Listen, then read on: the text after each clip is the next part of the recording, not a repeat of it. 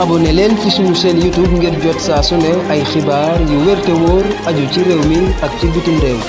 Yo sama gars, j'espère que yéen a ngi ci jàmm. Bon, je fais cette vidéo pour wax leen ni que dafa am benn xibaar bu ñu jot boo ne neexul mais xel mën na ko nangu quoi. Préfet dafa jugé ni suñ concert bi ñu prévoir woon samedi 5 août bi nii mun ko autoriser, genre il peut pas autoriser ay rassemblement wu 10 000 personnes ou plus si contexte bi dëkk bi nekk nii. Donc nous sommes dans l'obligation de reporter le concert, maanaam pousse ko, pas annuler ko à une date ultérieure boo xamante ne dinañ ko annoncer si lu yàggul dara.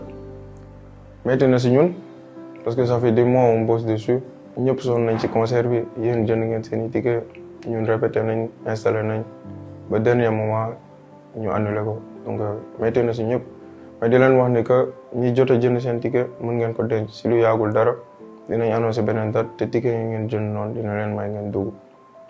ñu leen di remercier encore une fois si li ngeen teel a jënd ak engouement bi ngeen jox événement bi, ampleur bi ngeen ko jox, et di leen wax juste à bientôt quoi, et que report bi nii mu doon lu gën si ñun la ñuy ñaan suñu tëggaatee mu gën a neex.